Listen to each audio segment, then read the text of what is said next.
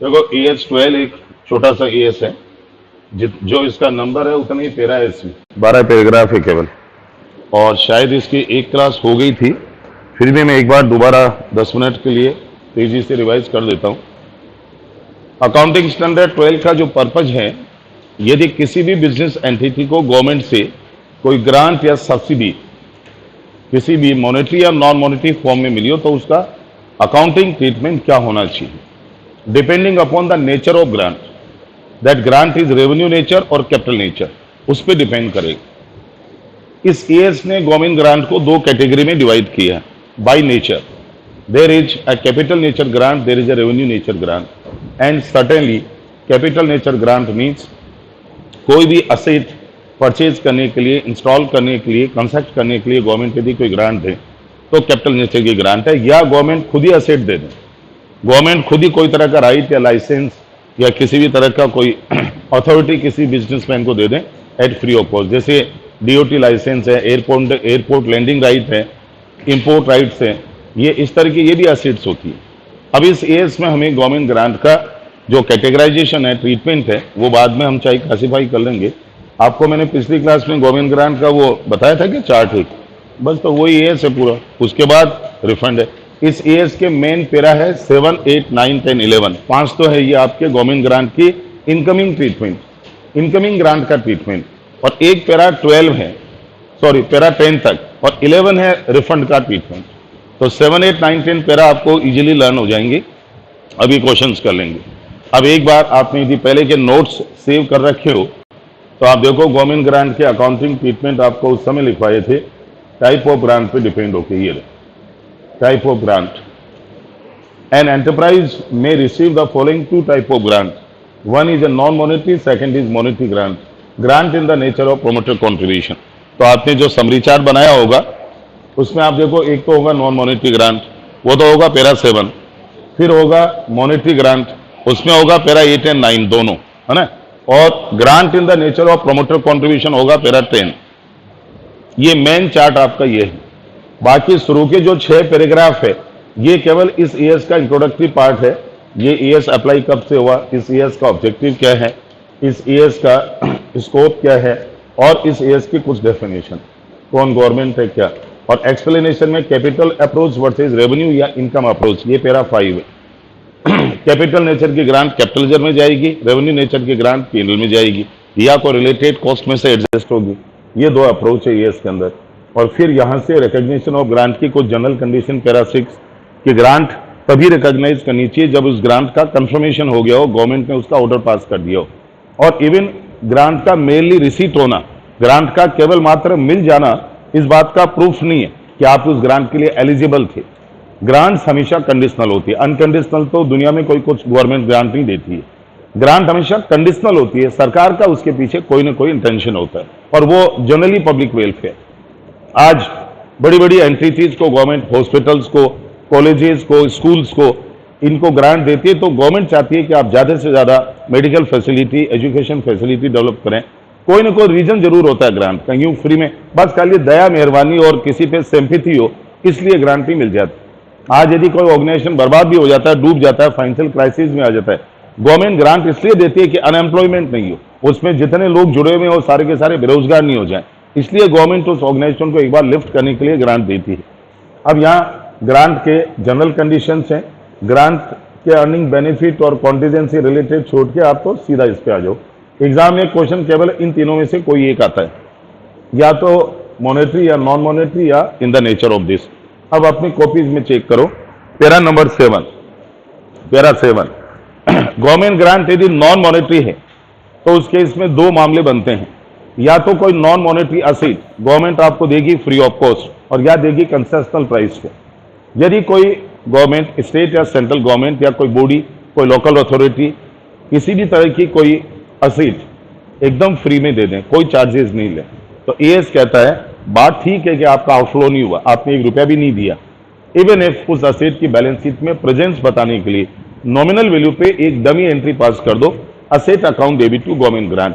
Asset side में उस asset को बता दो, चाहे वो लैंड है, चाहे बिल्डिंग है, चाहे कोई मशीनरी है, कोई राइट्स है, कोई लाइसेंस है, और इधर लायबिलिटी में गवर्नमेंट ग्रांट के नाम से हेड क्रिएट कर दो और उसको सेपरेटली डिस्क्लोज करो कैपिटल में मर्ज मत करो। अब चाहे इसकी वैल्यू आप 1 रुपया ले लो, 1 रुपी ओनली, चाहे इसकी वैल्यू आपको जो लेनी है ले, उसको अल्टीमेटली एसेट को बैलेंस शीट में डिस्प्ले करने के लिए, बैलेंस शीट में उस एसेट का प्रेजेंस बताने के लिए आपको ग्रांट की नॉमिनल वैल्यू पे एंट्री करनी चाहिए यदि फ्री ऑफ कॉस्ट है। और यदि आपने ग्रांट के तौर पे मैक्सिमम कंसेशन पाया है और एक मामूली से रकम, नॉमिनल अमाउंट, एक माइनर अमाउंट आपने गवर्नमेंट को दी है एक्वायर करने के लिए उस एसेट को, तो फिर तो कोई प्रॉब्लम ही नहीं है। मैंने आपको 2 एग्जाम्पल दिए थे। सीए इंस्टीट्यूट को, ये जो सेंटर ऑफ एक्सीलेंस तो बाद में, इधर वाला तो बाद में बनाया, चाकसू वाला तो पहले अजमेर रोड के ऊपर सीए इंस्टीट्यूट को वसुंधरा गवर्नमेंट ने, उस समय स्टेट गवर्नमेंट सीएम थी, उसने 99% ग्रांट के ऊपर जमीन दी थी, 160 एकड़ और 160 करोड़ की जमीन थी वो, 160 करोड़, और उसका मात्र 1.6 करोड़ रुपीज लिया था गवर्नमेंट, राजस्थान सरकार ने, जेडीए, और 99% माफी दी थी इसकी कॉस्ट में, केवल इसलिए कि डीम्ड यूनिवर्सिटी बन जाए। वो बाद में किसी टेक्निकल रीजन से या पॉलिटिकल रीजन से हो नहीं पाया, फिर दूसरी लैंड वहां से वापस गवर्नमेंट ने लेके चेक दे दिया, और फिर दूसरी इधर चाकसू पे जहां भी सेंटर ऑफ एक्सीलेंस चलता है और उसमें रेजिडेंशियल ट्रेनिंग प्रोग्राम होते हैं, सी इंस्टीट्यूट।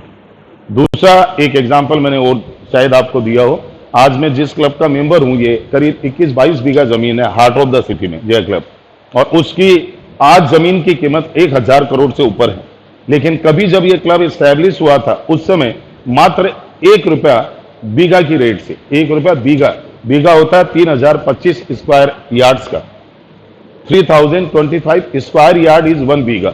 आज वो आप लगा लो 22 या 65,000 मतलब बीघा जमीन है। और यदि एकर्स में और उसमें जाओ तो अब 6-7 हेक्टेयर जमीन, 10,000 स्क्वायर मीटर का 1 हेक्टेयर होता है, इतनी बड़ी जमीन है। और वो जमीन आज 1000 करोड़ से ऊपर की हार्ट ऑफ द सिटी में, आज सरकार को दे दो तो वहां कमर्शियल कॉम्प्लेक्सेस की लाइन लगा दे गवर्नमेंट। इस जमीन को मात्र उस समय 1 रुपया बीघा में दिया, 21-22 रुपए वो, और फिर इसकी जो फॉर्मेलिटीज में खर्चा हुआ, आज हमारे क्लब की बैलेंस शीट में ये जमीन 38,000 कुछ रुपए पे दिखाई जाती है, 38,000 समथिंग। इसका जो इनिशियल जो डिपॉजिट दिया था, जो भी उसके गवर्नमेंट फॉर्मेलिटीज के, बस उस पर वो जमीन पड़ी है आज तक। ये एक एग्जाम्पल है। अब आप बड़ी बड़ी स्कूलें देखो, सेंट जेवियर्स है, इधर ये सुबोध पब्लिक स्कूल है, इधर ये संतोषबा दुर्लभ जी मेमोरियल हॉस्पिटल है, इधर आपका ये महावीर गांधी ये कैंसर हॉस्पिटल है। अब इनकी जमीनें देखो आप, क्या लैंड रिसोर्स है इनके पास। महावीर कैंसर की कितनी बड़ी जमीन है मेन जेएलएन के ऊपर, और उस जमीन ये इनको कोड़ियों के दाम मिली हुई है। केवल गवर्नमेंट का इंटेंशन कि हमें जमीन में पैसा नहीं देखना है, हमें कुल मिला के पब्लिक को वेलफेयर देना है। अल्टीमेटली 2 मामले हैं। तो यहां आपके नॉन मॉनिटरी ग्रांट के नियम 2 है, पैरा 7 में, non monetary asset like land, plant, machine, resource given free और concessional rate should be accounted for is below if the grant is given at concessional rate. उसमें आपके डैश लगा लेना, शायद डैश लगा हुआ नहीं होगा उसमें हो सकता है डैश लगी भी नहीं हो। If the grant is given at concessional rate then that asset should be recognised at their acquisition cost. यदि सरकार ने आपको कोई लैंड या कोई रिसोर्स कंसेशन प्राइस पे दिया है, तो जो प्राइस आपने पे करी है उस पर रिकॉर्ड करो। If the grant is given free of cost, government ने कोई चार्जेस ही नहीं लिया, तो उस एसेट को नॉमिनल वैल्यू पे रिकॉर्ड करो। ये जो डैश करके वैल्यू लिखी है उसकी रिकॉग्निशन वैल्यू है एसेट की, बस ये पैरा 7 तो इतना सही है। मॉनिटरी नेचर की ग्रांट, यानी जिसमें गवर्नमेंट ने कोई ना कोई फंडिंग करी हो, आपको कैश पैसा दिया, चेक दिया हो, कोई गवर्नमेंट ने आपके अकाउंट में पैसा ट्रांसफर किया। अब नॉन मॉनिटरी ग्रांट पहली बात है, हम यदि डिवाइड करें तो that grant is related to any specific fix asset, para 8, किसी पर्टिकुलर असेट के लिए गवर्नमेंट ने आपको ग्रांट दी, और वो असेट भी 2 तरह की, या तो डेप्रिसिएबल या नॉन डेप्रिसिएबल। यदि वो असेट डेप्रिसिएबल है तो उसके 2 अकाउंटिंग मेथड, मशीनरी है, प्लांट है, कोई बिल्डिंग है, उसके लिए गवर्नमेंट ने आपको ग्रांट दी।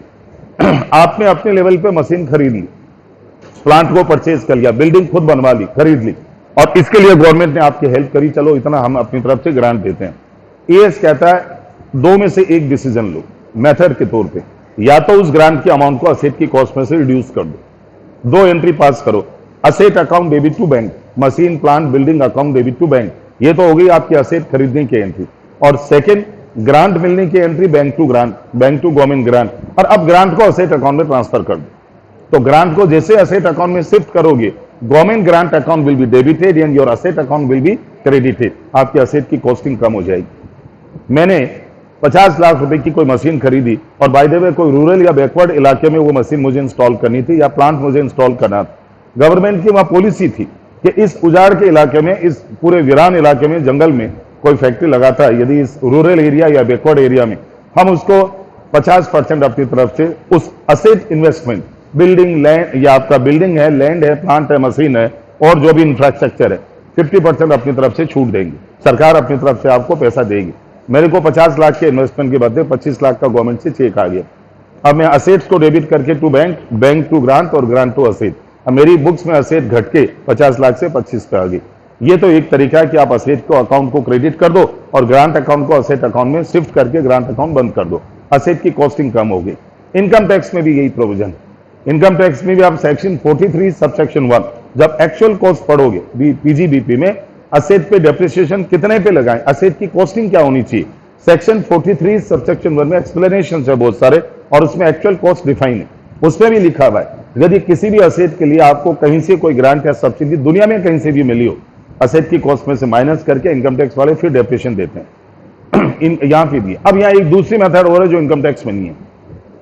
एएस कहता है यदि आप असेट की कॉस्ट में से इमीडिएट माइनस नहीं करना चाहते हो, कोई बात नहीं, उस ग्रांट को डेफर्ड अकाउंट में क्रेडिट कर दो और जैसे एक्सपेंडिचर डेफर होता है वैसे इस ग्रांट को भी इनकम के तौर पे डेफर करो। एंट्री पास करो, bank account debit to deferred government grant और deferred government grant to PNL. अब असेट पे डेप्रिसिएशन पूरे पे चार्ज होगा तो डेप्रिसिएशन के सामने ग्रांट आ जाएगी। अल्टीमेट इंपैक्ट वो का वो आना है।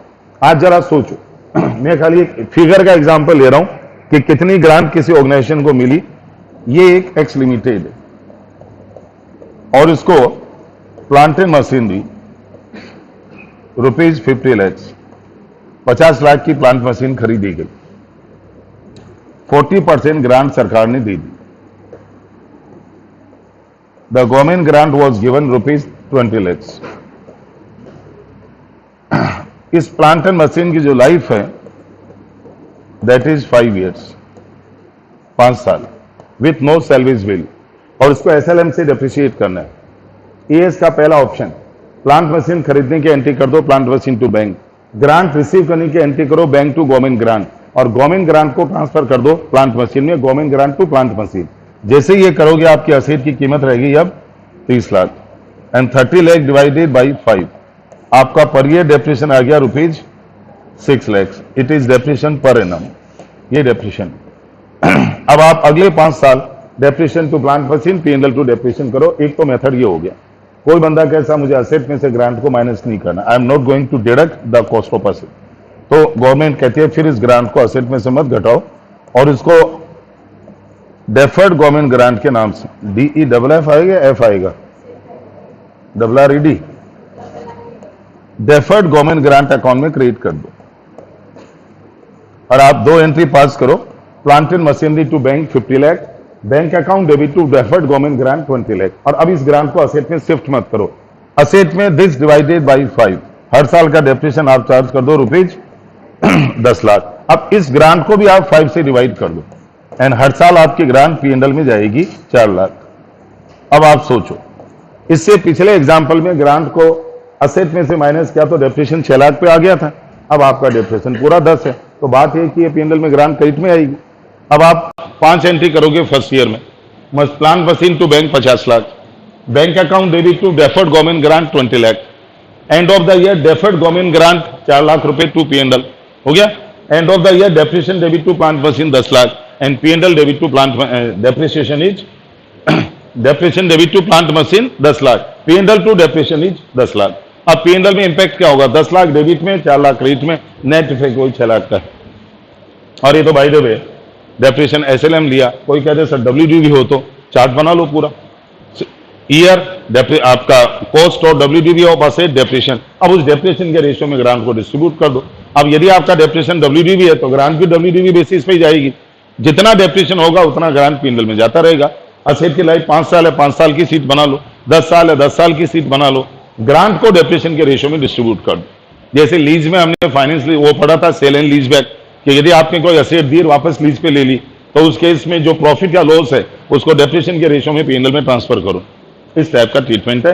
तो ये 2 मेथड तो है आपकी उस असेट के लिए जो डेप्रिसिएबल है। अब ये grant related to specific, it is a grant this condition वगैरह। अब इसके नीचे 2 कैटेगरी है, grant related to depreciable. There are 2 method. Method number 1, The grant should be shown as a deduction from the gross value of asset after for arriving the book value. If the grant equal to cost of asset, कई बार ये भी हो सकता है 50 लाख की आपने plant machine खरीदी, 50 की पूरी ग्रांट दी थी सरकार, और यदि आपने ये पहली मेथड यूज करी तो plant machine to bank, bank debit to government grant, grant debit to plant machine, अब वो जीरो होगी, अब फिर बैलेंस शीट में नहीं आएगी। तो ये कह रहा है एंट्री करके असेट को तो जीरो कर दो, बट कम से कम नॉमिनल वैल्यू पे असेट को बैलेंस शीट में वापस से दिखा दो, डमी वैल्यू पे, वो चाहे 1 रुपया हो चाहे 10 रुपये हो। तो if the grant is equal to cost of asset, asset should be shown at nominal value. Thus, in this method, grant will be recognized in P&L by way of depreciation charge over the life of asset. That means, other words, grant will be credited to P&L statement by way of charge of reduced amount of depreciation due to credit of grant. यदि आप grant को asset में credit कर दोगे तो depreciation कम हो जाएगा, तो इनडायरेक्टली पीएनएल में तो ग्रांट जा ही रही है ना, due to reduce depreciation. Second method ये है कि आप असेट में से कम मत करो, उसको डेफर्ड इनकम ट्रीट कर लो। Such deferred income recognised in P&L on a systematic rational basis over the life. Such allocation of income is usually made over the period in the proportion in which depreciation is charged.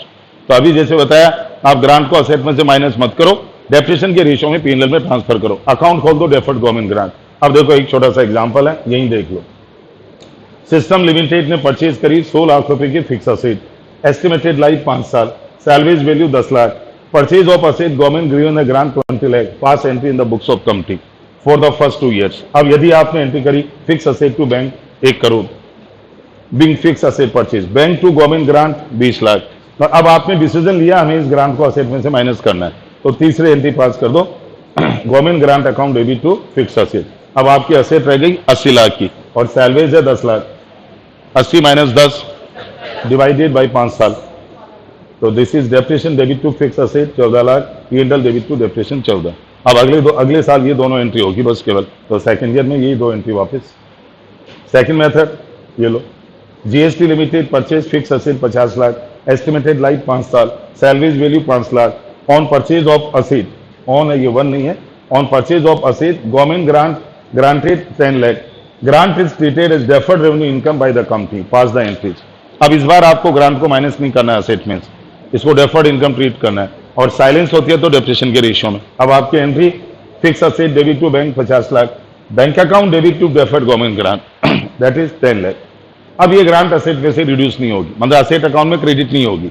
इधर आप depreciation debit to fix asset, अब आपकी fix asset है 50 लाख की, salaries है 5 lakh, 50 minus 5 बचे 45 divided by 5, तो शायद इसमें करेक्शन होगा, ये 9 लाख होगा, 9 कर लेना, उसमें 9 नहीं है, वो इसमें मिसप्रिंट है एक्चुअली, हो गया।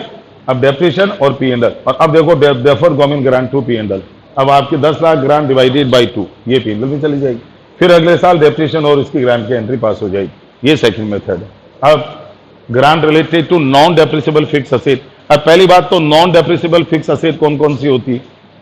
लैंड है, लाइव स्टॉक है, होती है। यदि कोई ग्रांट आपको मिली है ऐसी असेट जो डेप्रिसिएबल नहीं, नॉन डेप्रिसिएबल, इवन इसमें प्लांटेशन भी आ जाता है, प्लांट जो अभी ES10 में पढ़ना है आप, ये जितने भी प्लांटेशन है, बहुत बड़े बड़े जो जंगल पेड़ लगते हैं, ये भी अपने आप में एक असेट है, इसको भी फिक्स असेट कहते हैं। डेप्रिसिएबल असेट यदि नहीं है तो ES 3 बातें बोलता है। पहली बात, आप चाहो तो ग्रांट को असेट की कॉस्ट में से कम कर दो और उस पर आगे डेप्रिसिएशन लगना ही नहीं है, तो बस वो असेट रिड्यूस रहेगी आप। नंबर 2, यदि उस ग्रांट के पीछे कोई कंडीशन नहीं है और यदि कंडीशन थी तो पूरी हो गई, कंडीशन ऑलरेडी फुलफिल, तो उस ग्रांट को आप चाहो तो कैपिटल रिजर्व में ट्रांसफर कर दो। और यदि कंडीशन अभी पूरी करना बाकी है, अभी आगे उस ग्रांट के लिए आपको कुछ खर्चे करने पड़ेंगे, तो over the period of expenditure उस ग्रांट को नंबर ऑफ ईयर में डिस्ट्रीब्यूट कर दो। बेसिस आप जानो, या तो जितनी जितनी कॉस्ट खर्च हो रही है उतनी उतनी, और या फिर आप चाहो तो अपने हिसाब से SLN। 3 मेथड ES बोलता है। नंबर 1, यदि ग्रांट आप चाहो तो असेट की कॉस्ट में से कम कर दो। नंबर 2, यदि असेट की ग्रांट के साथ कोई कंडीशन नहीं थी और थी तो पूरी होगी, तो इस केस में कैपिटल रिजर्व में डाल दो। नंबर 3, यदि कंडीशन अभी पूरी होना बाकी है, कंडीशन अभी सेटिस्फाई नहीं हुई, तो जितने पीरियड में आपकी कंडीशन कंप्लीट होनी है और उस पर कोई कॉस्ट इनकर होनी है, तब तक आप असेट ग्रांट को पीएनएल में ले जाओ। There are 3 method. वैसे तो इसमें 2 लिखा है। First, grant should be shown as a deduction from the value of asset to arrive book value. If the grant is equal to cost, then it should be recorded at nominal. Second, if there is no condition attached to grant or the grant is received after fulfillment of condition attached to grant, then it should be credited to capital reserve. Third, if conditions attached to grant are yet to be fulfilled then the grant should be credited to income over the same period over which cost of meeting such condition charged to income. ये 3 तरीके, और ये non depreciable land और ये सब कुछ। अब एक बात आई थी जब ये ES आया था कि सर यदि हम ग्रांट को डेफर्ड इनकम ट्रीट करते हैं तो हमने एंट्री कर दी bank to deferred government grant to P&L, लेकिन जो बच गई उसका क्या करें, अनअमोर्टाइज बैलेंस, उसका कहां दिखाएं? तो इस केस में आपके ES में उस समय इंस्टीट्यूट ने लिखा था कि बैलेंस शीट में लायबिलिटी साइड में शेयर कैपिटल और रिजर्व सरप्लस के बाद और लॉन्ग टर्म बोरोइंग से पहले, उस समय की बात है ये, जब ये ES आया था 1994 का ES, मैंने फाइनल का एग्जाम दिया तभी आया था ये, और उसी साल अप्लाई हुआ 94 में। फिर बाद में अभी जब ये नए बैलेंस शीट P&L के फॉर्मेट बने, कंपनीज एक्ट में जगह नहीं छोड़ी इसकी, जैसे माइनॉरिटी इंटरेस्ट MCA ने बताया नहीं कहां दिखाओगे, इंस्टीट्यूट ने डिसीजन लिया अलग से दिखाएंगे। इसका भी अभी जो न्यू फॉर्मेट आया बैलेंस शीट MCA का कंपनीज में, प्रोप्राइटरी पार्टनरशिप में तो दिक्कत नहीं है, लायबिलिटी साइड में कहीं भी दिखा दो आप, कोई हेड में नहीं, सेपरेट दिखा दो। कंपनीज के लिए सीक्वेंस नहीं आई कि लायबिलिटी में कहां दिखाएं इस ग्रांट को, CA इंस्टीट्यूट ने डिसीजन लिया। बैलेंस शीट में इक्विटी लायबिलिटी में शेयर होल्डर फंड के बाद, एप्लीकेशन मनी पेंडिंग अलॉटमेंट के बाद तीसरा नंबर क्या लेते हैं हम, नॉन करंट लायबिलिटी, उसकी जगह 3 नंबर ये ले लो, और 3 नंबर माइनॉरिटी है तो 4 नंबर इसको ले लो, और नॉन करंट लोन को नीचे खिसका दो, नॉन करंट लायबिलिटी। मतलब कहने का ये कोई हेड में नहीं आएगा, ये खुद अपने आप में हेड बनेगा ही, और उसको सेपरेट आइटम दिखाना है बैलेंस शीट में विदाउट क्रिएटिंग एनी हेड, ये खुद ही हेड है अपने आप, और वो भी एप्लीकेशन मनी पेंडिंग अलॉटमेंट के बाद और नॉन करंट लायबिलिटी से पहले। यदि माइनॉरिटी इंटरेस्ट है तो उसके आगे पीछे कैसे भी दिखा ये उस समय आया था। The unamortised deferred income should be disclosed in balance sheet every year on liability side below the reserve surplus before secured loan। ये उस समय सिक्योर्ड लोन रिजर्व सरप्लस के बीच में आता था, आजकल उसी सिक्योर्ड अनसिक्योर्ड लोन का नाम हो गया नॉन करंट लायबिलिटी। तो अब नॉन करंट लायबिलिटी से जस्ट पहले सेपरेट आइटम दिखाना है, अनअमोर्टाइज बैलेंस जो रह गया, अनअपोर्शन।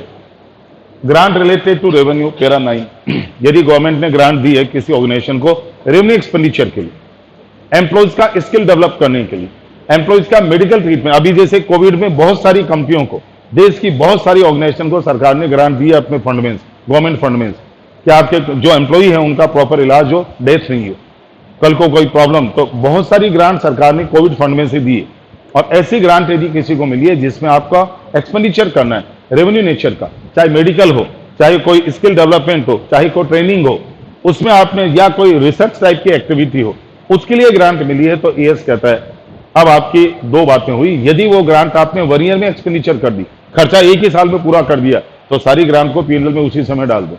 और यदि आपका एक्सपेंडिचर का ड्यूरेशन लंबा है, सरकार ने आपको एम्प्लॉइज के स्किल डेवलप को करने को दिया है, आप कह रहे हो साहब 3 साल में हम ट्रेनिंग प्रोग्राम चलाएंगे और सारे एम्प्लॉइज की इन हाउस ट्रेनिंग करवाएंगे और सबकी स्किल डेवलप करेंगे, आप अपनी ग्रांट को 3 इयर्स के अंदर अपोर्शन कर दो, इक्वली नहीं, जितना जितना एक्सपेंस होगा। जैसे मेरी कंपनी को 20 लाख सरकार ने ग्रांट के दिए कि आपको अपने एम्प्लॉय स्किल डेवलपमेंट, पहले साल में मैंने 8 लाख रुपए खर्च कर दिए, तो 8 लाख की ग्रांट में P&L में ट्रांसफर करूंगा 12 की बैलेंस शीट में। अगले साल मैंने मान लो 5 लाख रुपए खर्च किए, तो 5 लाख की ग्रांट में P&L में दिखाऊंगा इनकम, और बाकी बची हुई 7 बैलेंस शीट में, और थर्ड ईयर में 7 लाख पूरे खर्च कर दिए तो थर्ड। तो इसका कोई रेशियो नहीं है, इसके लिए जितना जितना एक्सपेंस है उतना। अब बैलेंस शीट में P&L में दिखाने के भी 2 तरीके हैं, या तो P&L में अदर इनकम में पकड़ लो ग्रांट को अदर इनकम में दिखा दो, या जो रिलेटिव एक्सपेंडिचर है जो जिसके लिए ग्रांट मिली उस नोट्स टू अकाउंट्स में उसमें से माइनस करके बता दो। नोट्स टू अकाउंट्स में एम्प्लॉय बेनिफिट एक्सपेंस, उसमें स्किल डेवलपमेंट या training expense of employ ₹8 lakh, less grant 8 lakh outer में ले लो। कहने का मतलब या तो रिलेटेड एक्सपेंस में रिड्यूस कर दो या अदर इनकम में ले लो, 2 ऑप्शन है, दोनों allowed. Government grant related to revenue बोले तो revenue expenditure should be recognized in P&L over the period necessary to match them with the related cost which they are intended to compensate। आपने जिस खर्चे के लिए grant ली है उस expense को जब तक आप मैचिंग करोगे दिखाओ। Such grant should either be shown separately under other income or deducted from the related expense। बस इतना सा ट्रीटमेंट है। Last para 10, grant in the nature of promoter contribution. आपसे कहा था सरकार कई बार कोई भी एंटिटी में एज ए स्टार्टअप अपनी तरफ से भी सीड मनी, सीड कैपिटल बोलते हैं, जैसे किसान फसल के लिए बीज डालता है खेत में, ऐसे सरकार भी आपकी कैपिटल में बीज डालती है। अपना कंट्रीब्यूशन गवर्नमेंट का सीड मनी कहलाती है, और वो सीड कैपिटल असिस्टेंस भी कहते हैं उसे कुछ लोग।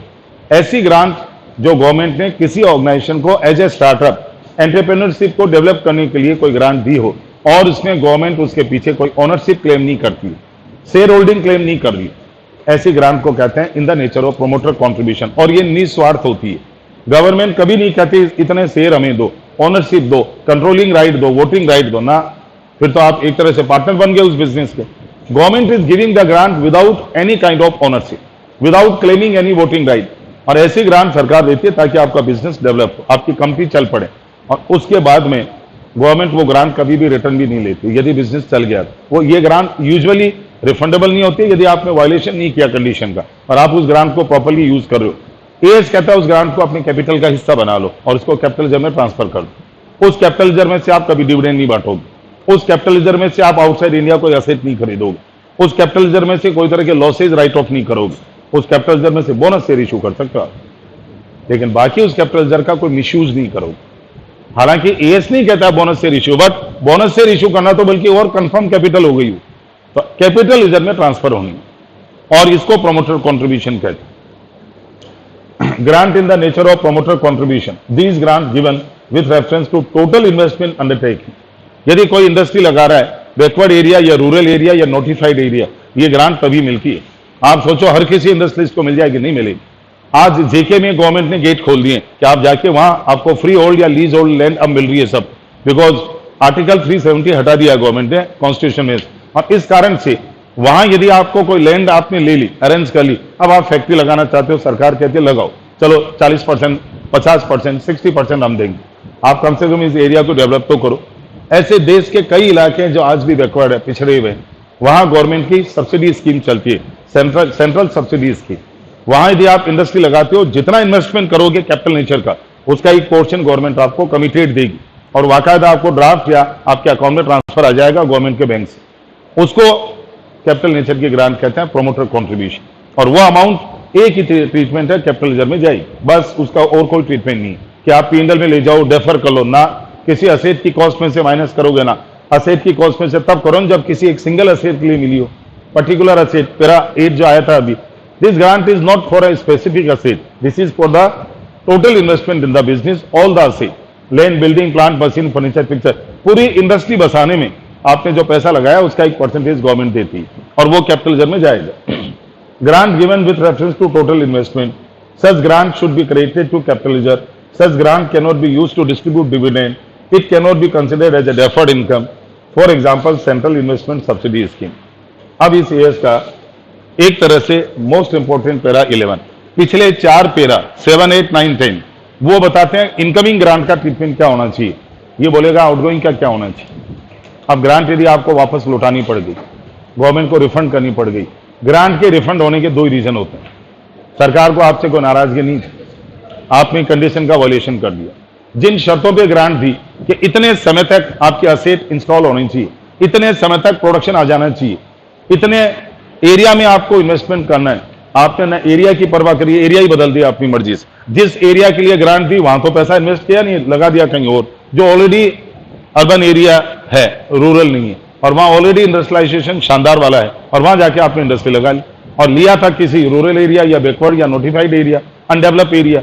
आपने जगह बदल दी, आपने असेट का टाइप या असेट का नेचर बदल दिया, आपने टाइम फ्रेम ध्यान नहीं रखा, विद इन रीजनेबल टाइम उस ग्रांट को यूज नहीं लिया, और या फिर आपने उस ग्रांट का और कहीं यूज कर लिया, जिस मकसद से दी गई वो पर्पज छोड़ के और कोई यूज, मिसयूज करना या अनयूज रहना ग्रांट का लौटाने का रीजन, और या कंडीशन का वायलेशन होना। पैरा 11 बताएगा आने वाली ग्रांट का जो ट्रीटमेंट हुआ उसका उल्टा कर दो भाई। यदि आने वाली ग्रांट को आपने असेट में क्रेडिट किया और वापस देनी पड़ गई, असेट में डेबिट कर दो, चाहो तो 2 एंट्री कर दो, एक कर दो, गवर्नमेंट ग्रांट लौटाने की entry, government grant to bank, second entry fix asset to grant. इससे क्या होगा, आपकी फिक्स असेट की उस समय जो बुक वैल्यू वो बढ़ जाएगी। अब डेप्रिसिएशन प्रोस्पेक्टिवली, रेट्रोस्पेक्टिवली नहीं। रेट्रोस्पेक्टिवली के तो अब कसम खा जाना कि अकाउंटेंसी में कोई भी ट्रीटमेंट असेट का रेट्रोस्पेक्टिव नहीं होता आजकल सारे ट्रीटमेंट प्रोस्पेक्टिव होते हैं। Change in method prospectively, change in life of the asset prospectively, change in residual value, depreciation impact prospectively. Your government grant added to asset and depreciation prospectively. Never go retrospectively. Backdated calculation करना allow नहीं है आजकल। तो यदि आपने grant को asset की cost में से कम किया था, कॉस्ट में वापस जोड़ दो। जैसे किसी एक असेट की 10 साल की लाइफ ग्रांट मिली थी, आपने घटा दी, 4 साल बाद में ग्रांट लौटानी पड़ गई, तो 4 ईयर के बाद उस असेट की जो डेप्रिसिएटेड वैल्यू है उसमें वो ग्रांट वापस ऐड कर दो, क्योंकि आपने शुरू में माइनस करी। शुरू में माइनस करने से डेप्रिसिएशन कम हो गया था, वापस लौटा हो गया, फिर बढ़ जाएगा। अब बचे हुए 6 साल पे लोड आएगा, पीछे 4 ईयर पे नहीं जाना है। कभी ये नहीं कि सर शुरू से ये ग्रांट यदि असेट में से माइनस नहीं होती तो आज डेप्रिसिएशन क्या होता और वैसे कितना था, दोनों का डिफरेंस ना, डिफरेंस की कोई कैलकुलेशन नहीं होगी। बैकडेटेड कैलकुलेशन तो भूल ही जाओ, प्रोस्पेक्टिवली सोचो। और यदि ग्रांट आपने असेट में से माइनस नहीं करी थी, डेफर्ड इनकम माना था, it was treated as a deferred income, gradually it is transfer to P&L। आज यदि लौटानी पड़ गई तो लौटाई जाने वाली अमाउंट आपकी जो अनअमाउंटाइज बैलेंस है ग्रांट का, अभी पहले तो उससे चार्ज करो, और उससे ज्यादा लौटानी पड़ गई तो P&L को चार्ज करो, क्योंकि गई भी तो P&L में ही थी ना। इस तरह ये दो, ये तो पैरा 7 का रिवर्स हो गया, सॉरी पैरा 8 का। और यदि पैरा 7 की बात करो, आपको गवर्नमेंट ने नॉन मॉनेटरी ग्रांट दी थी, कोई लैंड या कोई बिल्डिंग रिसोर्स, और उसके लिए कंसेशनल प्राइस लिया था। तो जब आप ग्रांट वापस आपसे लैंड छीनेगी, वो पैसा वापस दे देगी। जो चुकाने की एंट्री करी उसकी रिवर्स एंट्री कर दो। यदि आपको गवर्नमेंट ने फ्री ऑफ कॉस्ट कोई असेट दी थी, आपने बैलेंस शीट में नॉमिनल वैल्यू पे डमी एंट्री से दिखाया था असेट टू गवर्नमेंट ग्रांट 1 रुपये, 10 रुपये, 100 रुपये, रिवर्स एंट्री कर दो। और यदि पैरा 9 आपको ग्रांट किसी रेवेन्यू एक्सपेंडिचर के लिए मिली और वो रेवेन्यू एक्सपेंस आपने खर्च किया नहीं, थोड़ा किया, थोड़ा बच गया, टाइम पीरियड खत्म हो गया, गवर्नमेंट बची हुई ग्रांट वापस ले लेगी। तो आपका जो डेफर्ड अकाउंट पड़ा है उसमें पड़ी है वो ग्रांट, डेफर्ड को रिवर्स कर दो, deferred government grant account debit to bank, deferred account close कर दो। और कहीं उससे भी ज्यादा देनी पड़ गई तो P&L को चार्ज कर लो। एंड लास्ट पैरा 10, यदि प्रमोटर कंट्रीब्यूशन की ग्रांट आई होगी तो कैपिटलाइजर में गई होगी, लौटाने पे कैपिटलाइजर को डेबिट कर दो। आई होगी bank to government grant to capitaliser, जाएगी government grant to bank and capitaliser account debit to grant. और आप नेट एंट्री करो तो capitaliser to bank, net entry fix asset की करो, फिक्स असेट टू बैंक। इन्होंने तो मॉड्यूल में नेट एंट्री कर रखी है। यदि ग्रांट आई थी फिक्स असेट पे, क्रेडिट हुई थी, लौटाने पे फिक्स असेट टू बैंक, इससे आपकी फिक्स असेट की बुक वैल्यू बढ़ जाएगी और प्रोस्पेक्टिव डेप्रिसिएशन इंक्रीज हो जाएगा। फिर तो गवर्नमेंट लेगी क्यों वापस? देखो बात तो एक ही आती है ना, रेवेन्यू नेचर की ग्रांट आपकी अनयूज रहेगी। किसी को अपने मेडिकल हेल्प के लिए ग्रांट मिली थी एम्प्लॉइज के लिए 20 लाख रुपए, आपने उसमें से 15 लाख तो यूज कर लिए, अब वो 5 लाख आपके पड़े हैं, टाइम पीरियड लैप्स हो गया, गवर्नमेंट कहेगी 5 लाख वापस दे दो। वो जितना बचा हुआ है वो लेगी गवर्नमेंट, जो आपने रियल में एक्सपेंडिचर कर दिया और वो मिसयूज नहीं था, राइट एक्सपेंडिचर, तो ठीक है। ग्रांट की क्या होते हैं, ऑडिट होती है अलग से, आप लोग करोगे कल, ग्रांट की ऑडिट होती है बाकायदा, और सीए ऑडिट करके उसका सर्टिफिकेट देता है, यूसी कहते हैं, यूटिलाइजेशन सर्टिफिकेट, वो वापस हो जाएगा। और वो सीए उसमें बताएगा साहब आपकी ग्रांट का क्या यूज हुआ, और ये ग्रांट ऑनेस्टली करनी पड़ती है सीए को। इसमें कहीं भी आपने क्लाइंट को फेवर कर दिया और बाद में कहीं इंक्वायरी में पकड़े गए, सीधा जेल में जाएगा बंदा, क्योंकि आप सरकार के साथ ऑडिट में लापरवाही कर रहे हो और चला करके क्लाइंट से मिलके और ग्रांट को रोकना चाहते हो ताकि लौटानी नहीं पड़े। कोई चार्टर्ड अकाउंटेंट हाथ नहीं धरेगा, चाहे उसका दोस्त का भी ऑर्गेनाइजेशन क्यों न हो, कि भैया तेने ग्रांट ली, जिन शर्तों पे तूने शर्तें पूरी नहीं करी, ये तो जाएगी। तू चाहे कि मैं लिपापोती कर दूं, झूठी रिपोर्ट बना दूं, यूटिलाइजेशन दिखा दूं और सरकार को बेवकूफ बना दूं। कल को गवर्नमेंट ग्रांट की सेलेक्टिव एजी ऑडिट भी कराती है ऑडिटर जनरल से, एजी तो पढ़ा होगा ना आपने, auditor general of India AG office से ऑडिट करवाती और सैंपल ऑडिटिंग होती, और गलती से वही ऑडिट पकड़ में आ गई जिसमें सीए ने लापरवाही करी, आप तो गए काम से। The refund of grant para 11, अब आपको पैरा नंबर याद रखना है इस ईयर्स के। 7 नंबर में है नॉन मॉनेटरी ग्रांट का ट्रीटमेंट, 8 नंबर में grant related to specific fix asset का ट्रीटमेंट 2 मेथड से, और नॉन डेप्रिसिएबल है तो 3 मेथड से। 9 नंबर में रेवेन्यू नेचर की ग्रांट रेवेन्यू एक्सपेंस के लिए, 10 नंबर प्रमोटर कॉन्ट्रीब्यूशन। एग्जाम में क्वेश्चन पैरा 8 और 10 के आए हैं आज तक, पैरा 7 का कभी आज तक क्वेश्चन नहीं आया, पैरा 9 का कभी आज तक नहीं आया। 2 ही क्वेश्चन आते हैं, या तो 8 या 10। या तो ग्रांट मिली आपको डेप्रिसिएबल प्लांट मशीन के लिए, और या ग्रांट मिलती है दूसरी प्रमोटर कंट्रीब्यूशन पूरे फैक्ट्री लगाने के लिए, पूरा यूनिट बसाने के लिए। ये 2 ही क्वेश्चन आते हैं एग्जाम, और ये खुद दे देते हैं ग्रांट आई थी असेट क्लियर, हमने असेट में क्रेडिट कर दिया था, अब आज लौटानी पड़ गई, बताओ क्या करें। तो ट्रीटमेंट ये लिखना है, और ये थोड़ी लाइंस अंडरलाइन कर लेना। The government grant sometime become refundable because condition attached to them are not fulfilled. Refund of grant should be treated as extraordinary item of period in which grant become refundable should be accounted। Cash flow याद करो, आपको cash flow में extraordinary की list लिखवाई थी मैंने कि extraordinary item क्या क्या होते हैं। गवर्नमेंट ग्रांट का आना it is extraordinary receipt, government grant का जाना इट इज एक्स्ट्राऑर्डिनरी पेमेंट, और ये किस पर्पज की ग्रांट थी उस हेड में जाता है। यदि आपको ग्रांट रेवेन्यू एक्सपेंस के लिए मिली थी तो ऑपरेटिंग एक्टिविटी में आएगी, यदि ग्रांट किसी स्पेसिफिक असेट के लिए मिली थी तो आपके इन्वेस्टिंग एक्टिविटी में आएगी, और यदि ग्रांट आपसे सरकार को एंटायर प्रोजेक्ट को फाइनेंस करने के लिए मिली वो आएगी फाइनेंसिंग एक्टिविटी में। कैश फ्लो में सब बताया था ये, और 2 क्वेश्चन हमने ग्रांट के किए भी थे कैश फ्लो में, जिसमें government grant I for the entire project वो फाइनेंसिंग एक्टिविटी में, क्योंकि प्रोमोटर कंट्रीब्यूशन वाली पैरा 10 की ग्रांट कैश फ्लो में फाइनेंसिंग एक्टिविटी में इनफ्लो आती है और जाएगी तो आउटफ्लो होगी।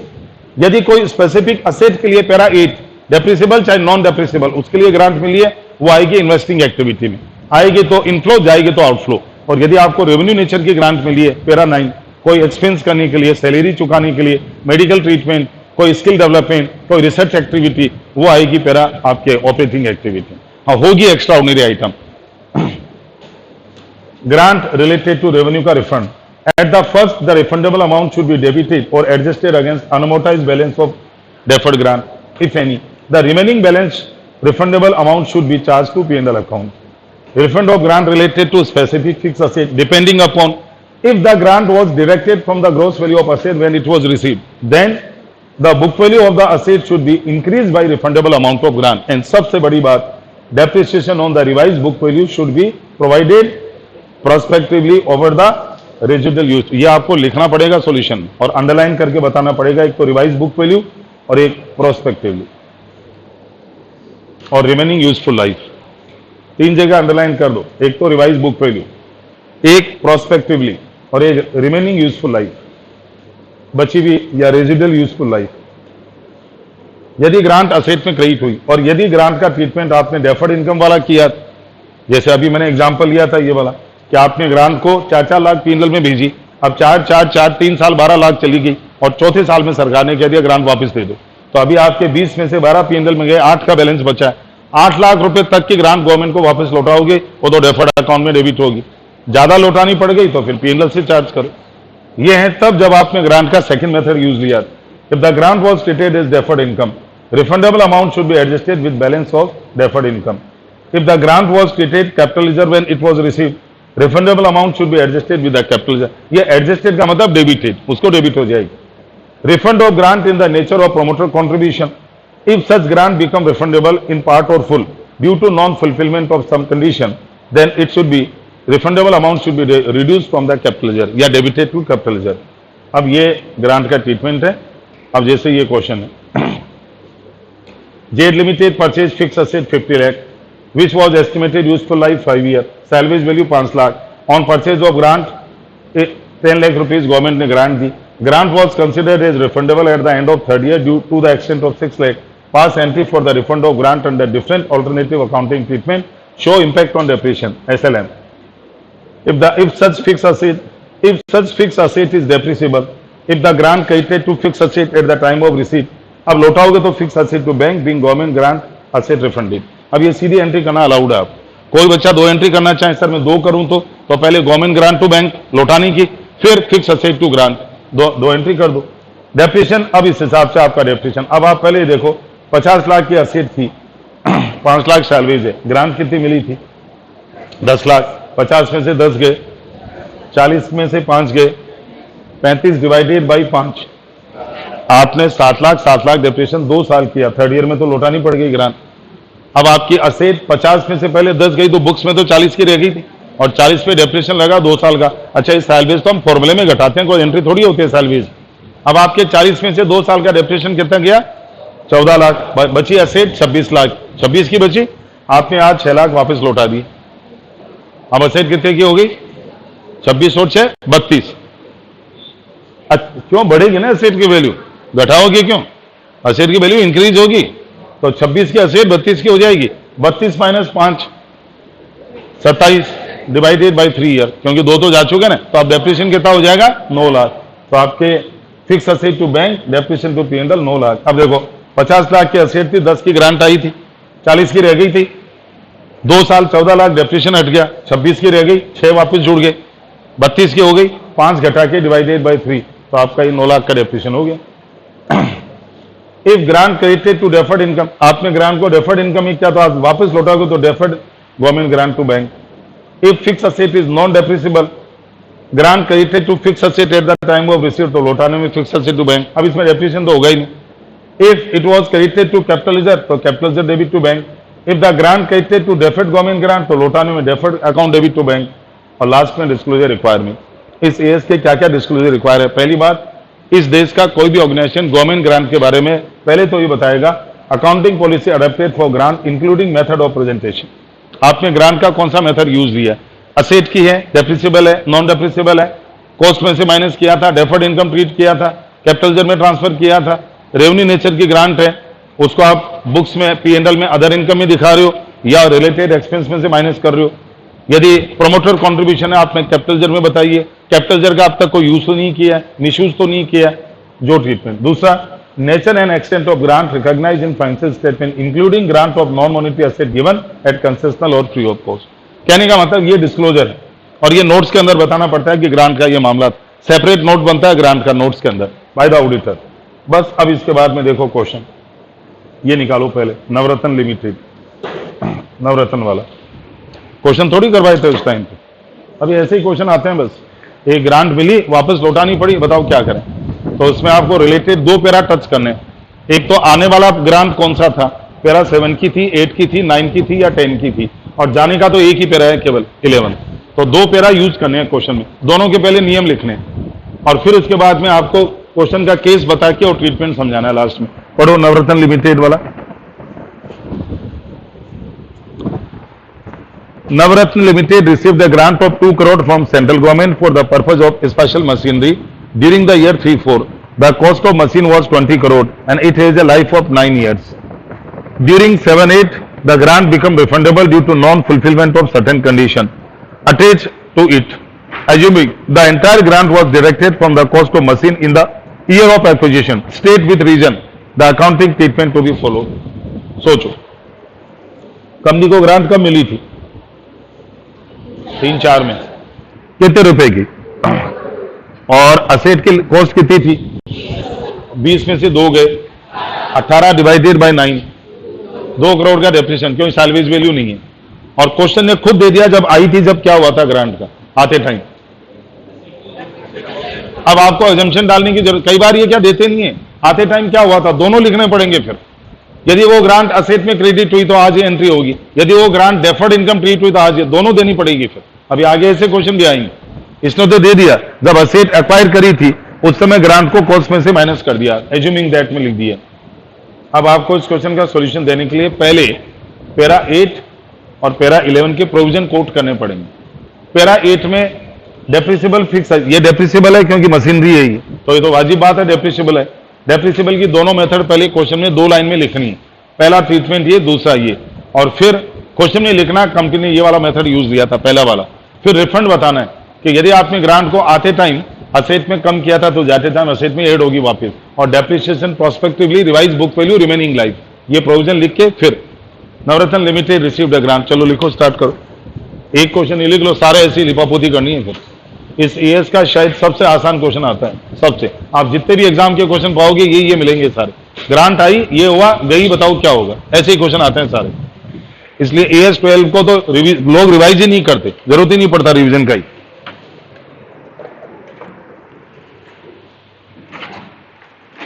क्वेश्चन लिख दो, क्वेश्चन नंबर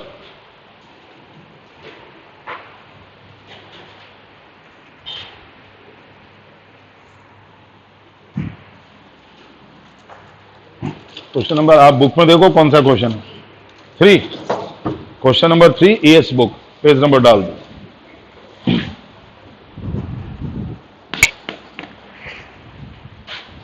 लिखिए, एज पर, इसके तो पैरा भी याद हो जाएंगे आप, 8 और 11, 10 और 11, 2 ही क्वेश्चन आते हैं बस। As per para 8 of AS 12, as per para 8 of AS 12 dash करके लिख दें, accounting for government grants, AS का टाइटल है ये।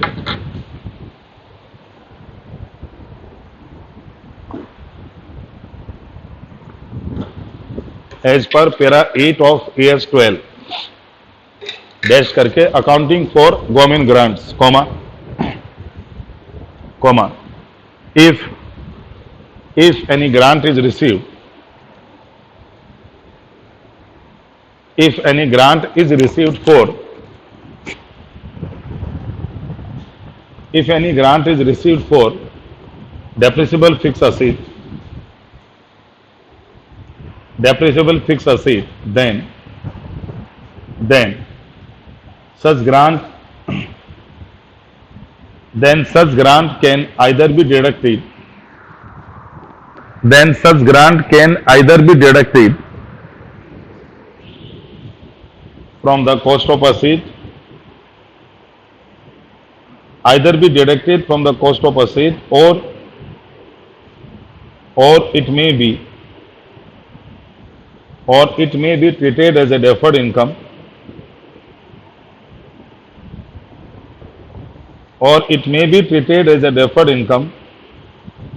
in the ratio of depreciation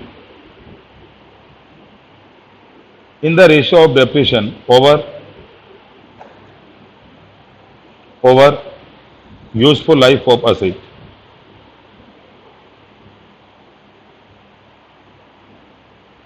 Over useful life of asset. Full stop. Para change. If such grant becomes पहले लिखो para change करके as per para 11 comma if such grant becomes refundable as per para 11 comma if such grant becomes refundable due to non fulfillment of conditions. If such grant becomes refundable due to non fulfillment of conditions, then refundable amount of grant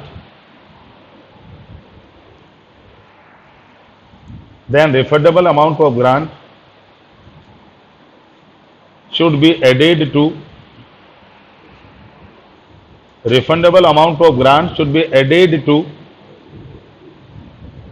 book value of asset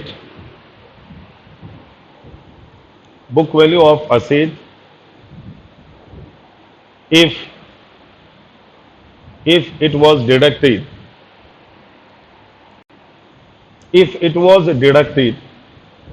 from the cost of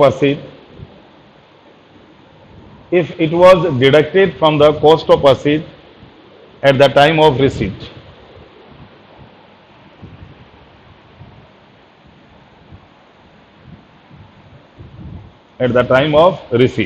Full stop. इसी में लिख दो if it was treated as deferred income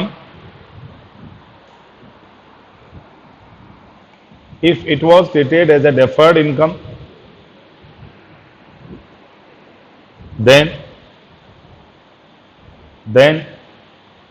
refundable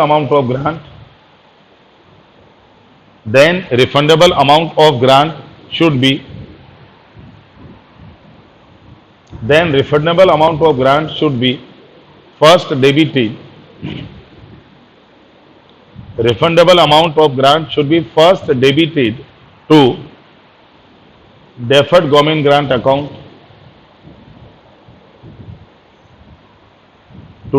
government grant account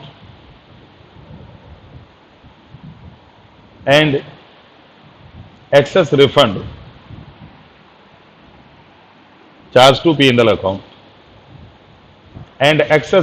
charged to P&L account full stop. ये आपके grant का आना और जाना, पैरा 8 में आना और पैरा 11 में जाना, ये तो प्रोविजन. अब छोटा सा इसका एनालिसिस कर दो. ये तो प्रोविजन हो गया, ये तो ये इसका प्रोविजन हो गया. आप लिख दो analysis of case.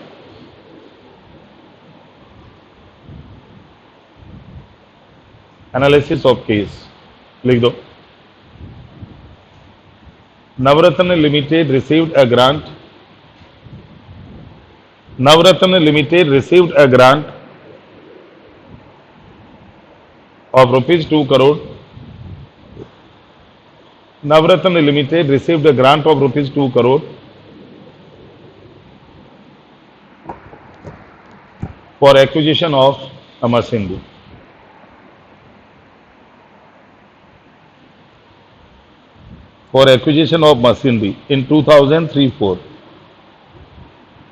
In 2003-4. Full stop. In the year 2007-8, in the year 2007-8, the grant becomes refundable. In the year 2007-8, the grant becomes refundable due to non-fulfillment of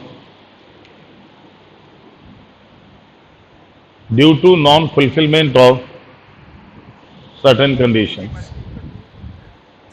Non-fulfillment of certain conditions. Excuse me sir, हाँ जी, sir refundable के बाद repeat कर दो एक बार। दोबारा सुन लो। Navratna Limited received a government grant for acquisition of machinery rupees 2 crore in the year 2003-4. Full stop. The grant becomes refundable. year लिखा होगा in the year 2007-8. The grant becomes refundable due to non-fulfillment of certain conditions. लिख दिया? चले आगे? Sir yes sir. चलो आगे लिखो। अब मेन बात अब लिखो कि कंपनी ने उस समय किया क्या था। The company has deducted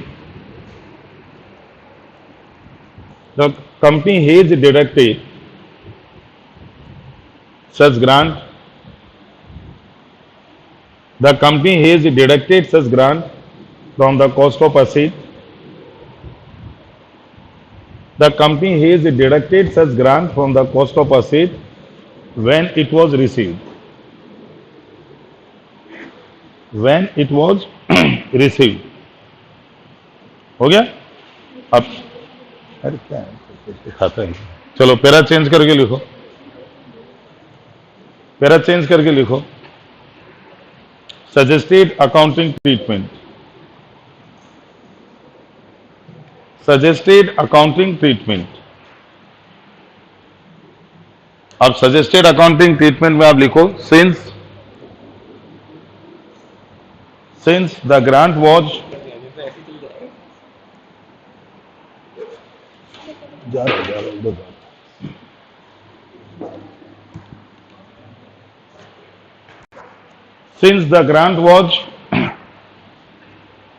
deducted from the cost of asset.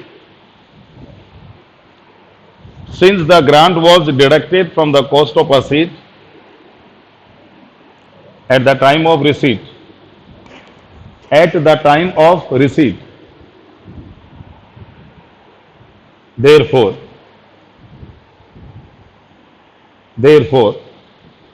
it should be added to therefore it should be added to the book value of asset. It should be added to the book value of asset. Book value of asset at the time of refund. It should be added to the book value of asset at the time of refund. Full stop. Also, depreciation should be charged. Also, depreciation should be charged on revised book value. On revised book value. Revised book value को underline कर दो. Depreciation should be charged on revised book value prospectively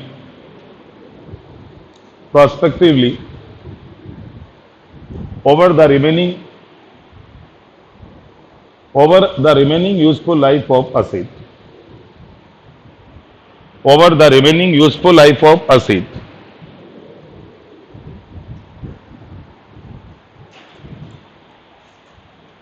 Full stop. हो गया? इसी में लिख दो no backdated depreciation. No backdated BACKDATED backdated. No backdated depreciation should be calculated. No backdated depreciation should be calculated or adjusted.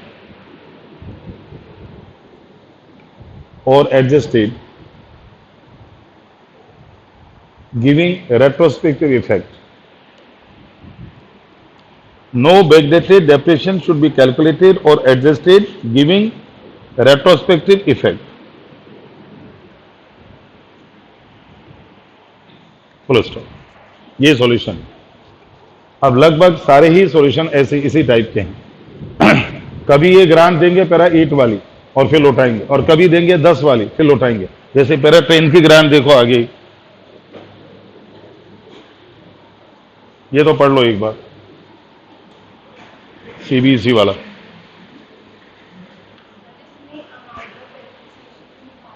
वो कोई जरूरी नहीं, आप चाहो तो दे सकते, वो तो एंड में जाके फिर आप नीचे कॉस्ट ऑफ असेट 3-4 लिख दो। चलो नीचे लाइन चेंज करके पैरा बदल के लिख दो, cost of asset equals to ₹20 lakh 20 crore. Cost of asset last में 1 मिनट 2 मिनट बचे लगे आपको कि 9 मिनट पूरे नहीं लगे, 2 मिनट, तो बता दो फट से, ये कंपलसरी नहीं है। Cost of asset equals to ₹20 crore less government grant received 2 crore.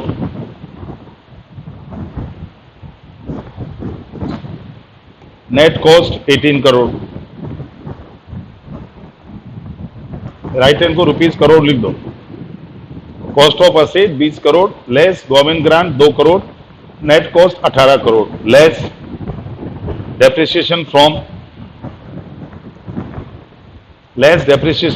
2003-04 up to 2006-07, less depreciation from 2003-04 up to 2006-07, bracket में ₹18 divided by 9 into 4 years, ₹18 upon 9 into 4 that is equals to 8 crore. 18 में से 8 घटा दो, बचे 10, उसको लिख दो। Book value on 1 April 7, book value on 1 April 2007 that is equals to 10। Add refund of grant in 7-8, add refund of grant in 2007-8,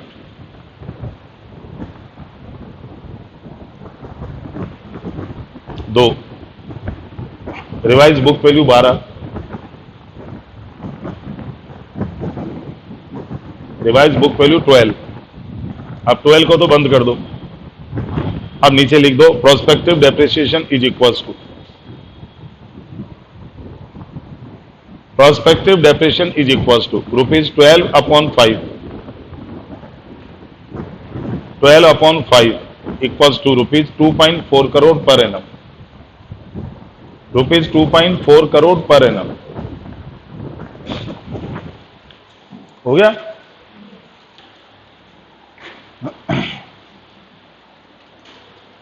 चलो आगे। अब देखो ये सीबीएसई वाला। 1 अप्रैल को सीबीएसई लिमिटेड को 300 लाख रुपए की ग्रांट के लिए और मशीन खरीदी 1500 की। Grant credited to cost of asset, cost में से कम करी थी। लाइफ ऑफ मशीन 5 साल, machinery depreciated 20% WDV। Company had to refund the grant in May 8 due to non fulfilment. How will you deal the grant? यही same question है, बस ये SLM का था, ये WDV का। यही प्रोविजन, यही पैरा, सब कुछ यही लिखना है। एंड में जाके आप ये कैलकुलेशन बता सकते हो कि machine 1500 lakh less grant 300, net cost 1200 less depreciation. अब 1 अप्रैल 2005 से 5, 6, 6, 7 और 7, 8 3 साल का डेप्रिसिएशन घटा दो WDV पे। अब जो बचे उसमें वापस जोड़ दो ये ग्रांट 300 की, और अब आगे डेप्रिसिएशन फिर लिख दोगे बस WDV। अब बार बार कैलकुलेट नहीं करना आगे, क्योंकि अब तो WDV तो चेंज होगा हर साल। अभी तो हमने लिख दिया 2.4 करोड़ क्योंकि SLM है, बस खाली रिवाइज बुक वैल्यू पे डेप्रिसिएशन चार्ज होगा 20% WDV। अब ये पैरा उसका है।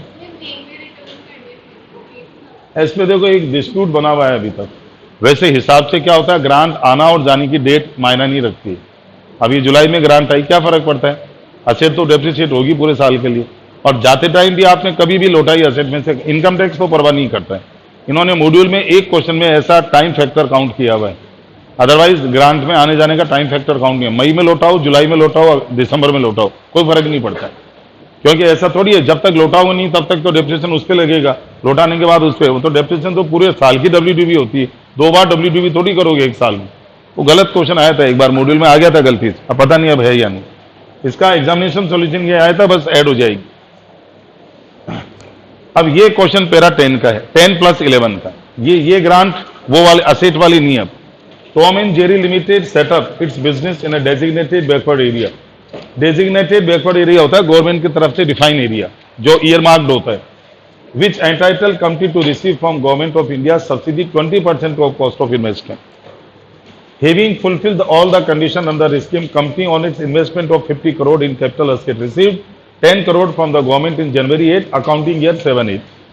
एक कंपनी को 2007-8 में ग्रांट मिली थी 50 लाख करोड़ के इन्वेस्टमेंट पे 10 करोड़, और ये कोई बैकवर्ड एरिया में इंडस्ट्री लगा। अब ये इंडस्ट्री सेटअप की ग्रांट है, और जब आप कोई इंडस्ट्री या बिजनेस सेटअप की ग्रांट लेते हो पैरा 10 में आती है, वो आपका प्रोमोटर कंट्रीब्यूशन है। अब वो कोई असेट के लिए नहीं मिली, सिंगल असेट की नहीं है वो, इट्स नॉट स्पेसिफिक असेट, तो इसमें पैरा 8 अप्लाई नहीं होगा, पैरा 10 अप्लाई होगा। अब the company want to treat, अब इसमें रिफंड नहीं है इस क्वेश्चन में, company want to treat this receipt as an item of revenue, company इसको रेवेन्यू नेचर ग्रांट मानना चाहती है, and there by to reduce the loss of P&L account for the year ended March, keeping in view the accounting standard, discuss whether action is justified. Company क्या करना चाह रही है, 2007-8 में कंपनी घाटे में गई, घाटा ढकना चाहती है और इस ग्रांट को उठा के P&L में भेजना चाहती है ताकि एजीएम में जो है ना लेट पुलिंग नहीं हो, एजीएम में हल्ले नहीं बचे। कंपनी कहती है कि फायदे में हम घाटे में थोड़ी है, वो अपना लॉस ढकना चाहती है। ऐसा नहीं कर सकते आप। अभी आपको कहा था प्रोमोटर कॉन्ट्रीब्यूशन की ग्रांट से न तो डिविडेंड दे सकते, न लॉसेज राइट ऑफ कर सकते, न इसे P&L में करंट ईयर में चाहे डेफर्ड ईयर में ट्रांसफर नहीं कर सकते। ये ग्रांट की एक ही जगह है, केवल कैपिटल रिजर्व, कैपिटल रिजर्व में जाएगी, ये उसका है। The correct treatment is to credit subsidy to capital reserve, therefore the accounting treatment followed by company is not proper. अब इसमें फिर वही पहले प्रोविजन उतारने पड़ेंगे। ये जो पैरा 10 अभी अभी आया था प्रोमोटर कंट्रीब्यूशन, ये आपको पूरा एक्सप्लेन करना पड़ेगा पहले, ये वाला। If any grant is received for as a promoter contribution for investment in any business or industry, then the grant is given with total investment in undertaking. Such grant should be credited to capital reserve. It cannot be used for the distribution of dividend. It cannot be considered as a deferred income. It cannot be transferred to P&L account. Any type of losses cannot be set off against such grant. और फिर इस question में आ जाओ वापिस कि Tom and Jerry limited received a grant from the government for setting up industry in a backward area. The grant was rupees 10 crore at the rate of 20% of investment 50 crore. In the year 2007-8 company had to refund the grant and company want to credit this grant to P&L so as to reduce the loss. अब फिर आप deny कर दो the treatment since beginning conclusion, या आप जो comment लिखोगे उसमें सबसे पहले कंपनी को उड़ा दो। द ट्रीटमेंट ये है ना, whether the action of the company is not justified and it is incorrect. Such grant is a grant in the nature of promoter contribution. Such grant should be credited to capital reserve. It cannot be credited to P&L account to reduce the losses. Also, such grant cannot be used for distribution of dividend. Such grant cannot be treated as a deferred income. वो तो आप ऊपर ही लिख दो, दोबारा लिखने की जरूरत नहीं। अगेन पैरा 10 का पहले प्रोविजन, फिर केस और फिर लास्ट में अपना जजमेंट। इसमें तो छोटा सा लिखा हुआ है लेकिन आपको थोड़ा फैला के लिखना पड़ेगा। बोलो कर लोगे या लिखो? कर लोगे? ये पढ़ो, ये सारे क्वेश्चन ऐसे ही हैं। Somani Limited received grant of 60 lakh in 2002 from the state government towards installation of pollution control machine on fulfillment of condition. The company, however, failed to comply with the said condition and consequently was required to refund the grant in 2008. The company debited the said amount to machinery in 2008 on payment of the same. It also reworked the depreciation of said machinery from its date of purchase and passed necessary adjustment entry in 8 to incorporate the retrospective impact of the same. Comment on the above. एक company को grant मिली थी कोई pollution control machine के लिए और उस grant को आज लौटाना पड़ गया, और लौटाते समय कंपनी ग्रांट को असेट अकाउंट में तो डेबिट कर रही है लेकिन डेप्रिसिएशन का रिकैलकुलेशन कर रही है रेट्रोस्पेक्टिवली, और उसका जो डिफरेंस आ रहा है वो P&L में चार्ज ट्रांसफर कर रही है। कंपनी पार्शली तो करेक्ट है। हाँ, अब इस क्वेश्चन में एक एजम्पशन डालनी पड़ेगी आप।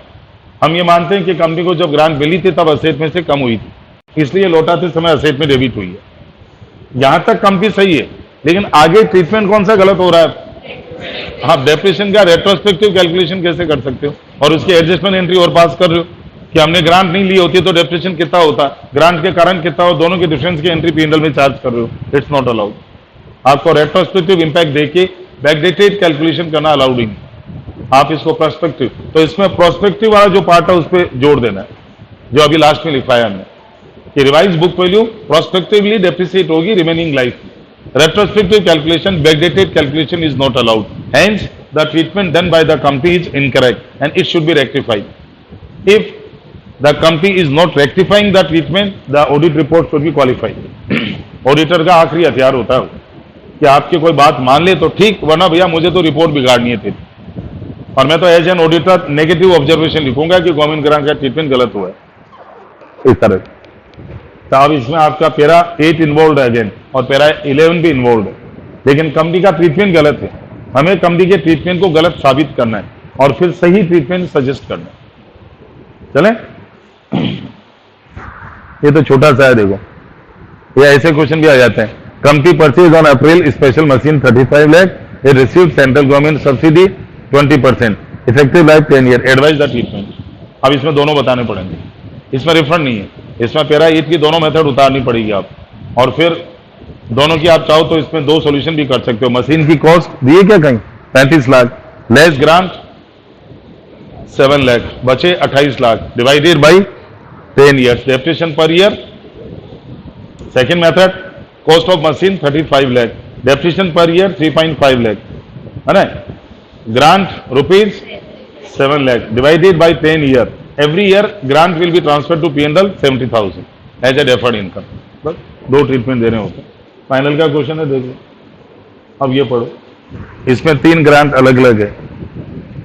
Explain the treatment. A firm acquired fixed asset 300 lakh on which government grant was received 40%. Second, capital subsidy received from central government for setting up a plant in a notified backward region. देखो, setting up a plant का मतलब setting up an industry, और industry को plant कहते हैं लोग, in a backward area. Cost of the plant 350 lakh, subsidy receive 130, 70 lakh receive from state government for meeting up water treatment plant. अब ये वाटर ट्रीटमेंट ये जो है सिंगल प्लांट है, खाली पानी को साफ करने के लिए. चौथा, 35 lakh receive from local authority for providing medical facility to employ. अब पहले वाली ग्रांट देखो, फर्स्ट वाली काहे के लिए मिली थी, वो फिक्स असेट खरीदने की मिली है ना, 300 की 40%. उस ग्रांट का क्या होगा, या तो असेट की कॉस्ट में से कम करो या डेफर्ड इनकम ट्रीट करो.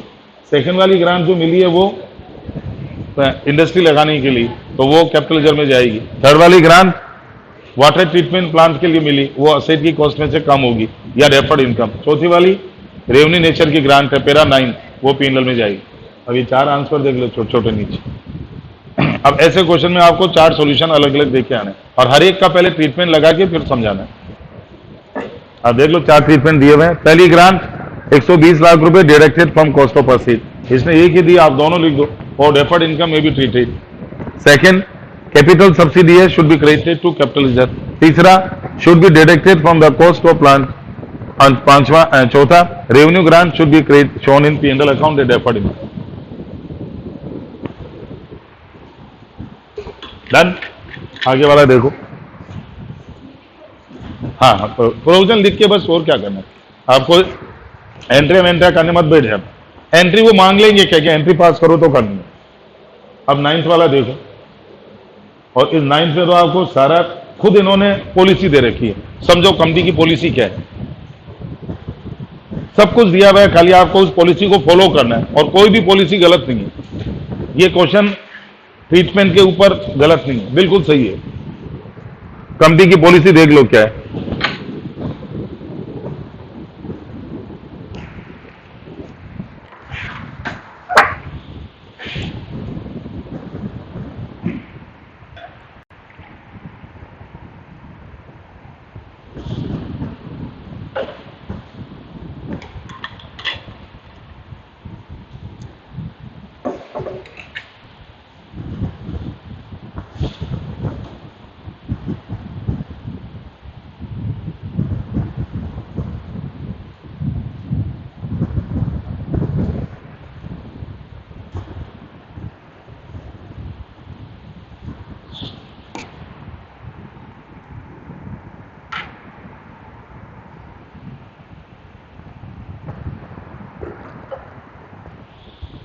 सब तो दिया हुआ है. Steel manufacturing company has a turnover of 45 crore and pre tax profit है, ये तो कोई काम का नहीं है, फालतू दिया छोड़ दो। The company's financial year ending on March 7। अब यहां से पढ़ना स्टार्ट करो। The company's policy is to treat the grant received in respect of fix asset as a deferred income. Policy number 1, company ने नियम बना रखा है, हमें किसी फिक्स असेट के लिए ग्रांट मिलेगी, कॉस्ट में से नहीं घटाएंगे, हम तो उसको डेफर्ड इनकम ट्रीट करेंगे, तो इसको पॉलिसी कहते हैं। Given number of accounting method में से जो आप चुन लेते हो आपकी पॉलिसी कहलाती है। Secondly, and to deduct all grant identified as regard to specific revenue expense against the expense. यदि आपको किसी एक्सपेंस के लिए ग्रांट मिली है रेवेन्यू, तो उसको एक्सपेंस में से माइनस करना, ये पॉलिसी है। और तीसरा, all other grant recognize and credited to P&L account. अब इस क्वेश्चन में 3 पॉलिसी दे दी। किसी असेट के लिए ग्रांट मिलेगी, डेफर्ड इनकम ट्रीट करना है। यदि कोई एक्सपेंडिचर के लिए ग्रांट मिलेगी, उस एक्सपेंस में से माइनस करना है, अदर इनकम में नहीं ले जाना है, लेकिन वो बात तो वही आनी है। और कोई ग्रांट हुई तो उसको P&L में ले जाना है। अब देखो 3 ग्रांट दे दी नीचे।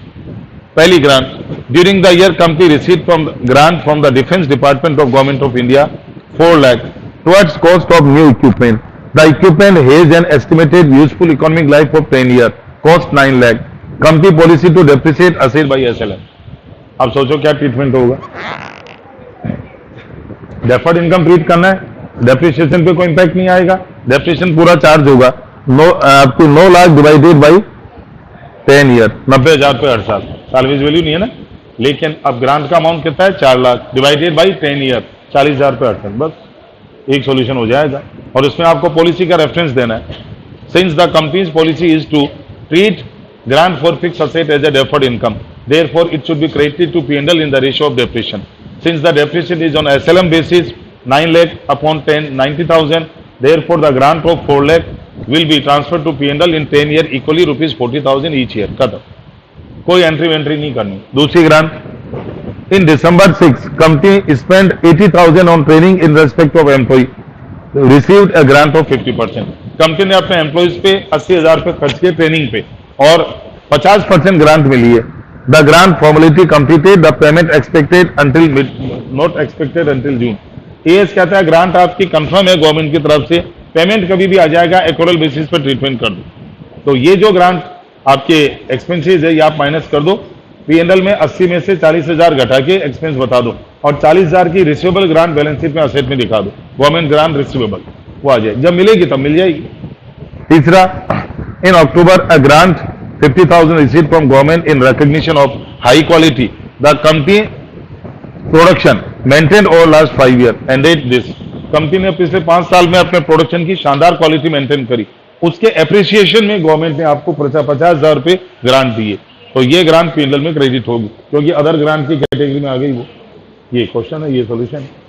अब मेरे तो इसमें आगे क्वेश्चन नहीं है, आपके देख लो होंगे, मेरे तो खत्म हो गया ही। आप एक एक क्वेश्चन देख लो 5 मिनट के लिए, कोई पूछना है तो बता दो। एक इसका सबसे आखिरी क्वेश्चन बड़े ही शानदार है, सबसे लास्ट वाला, बाकी तो आप देख लो हो जाएंगे सारे। हर एक में वो ट्रीटमेंट ही ट्रीटमेंट है, रिफंड का क्या होगा, आने पे क्या होगा वो। ES 12 का क्वेश्चन तो बहुत आसान आता है, आपको पैरा 8 और 10 और 11 याद होने चाहिए बस।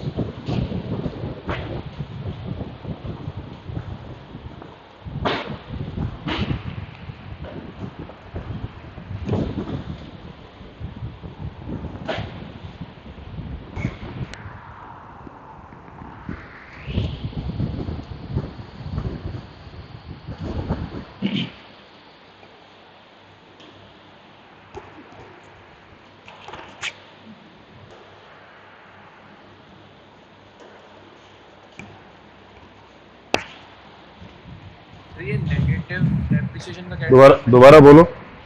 नेगेटिव डेप्रिसिएशन का क्या ट्रीटमेंट? एक मिनट में बुक निकाल लो। हाँ, अब थोड़ा सा जोर से बोलो शैलेश। सर नेगेटिव लिए डेप्रिसिएशन का ट्रीटमेंट का हाँ, वो इसीलिए कर रहा हूँ, वो क्वेश्चन सबसे अच्छा है लास्ट वाला, बाकी तो सारे नॉर्मल है। ये 15वां क्वेश्चन देखो, ये शानदार आया था, ये RTP में आके रह गया, एग्जाम में नहीं आया।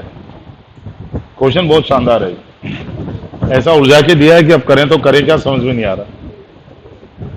बहुत अच्छा क्वेश्चन, और इसका सॉल्यूशन भी इंस्टीट्यूट का ही आया था, क्योंकि और कोई उपाय भी नहीं है इस सॉल्यूशन का।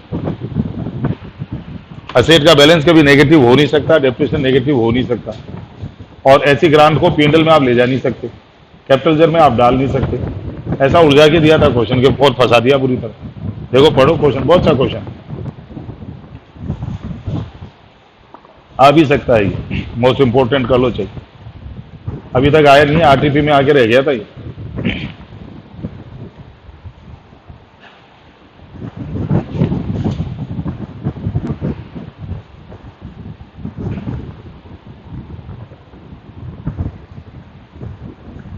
इसकी एक्सरसाइज बताई होगी ना पाउंड, अभी नहीं बताई।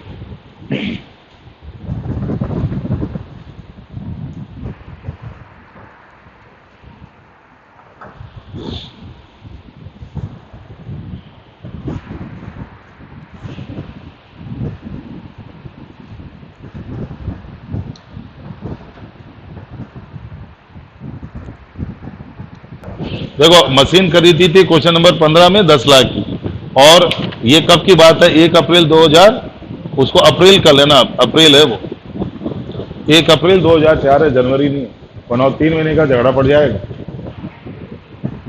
और कंपनी ने उसी दिन ग्रांट अप्लाई करी 80% के लिए, और उस दिन ग्रांट मिली नहीं। अब वो ग्रांट कब आके मिली है देखो,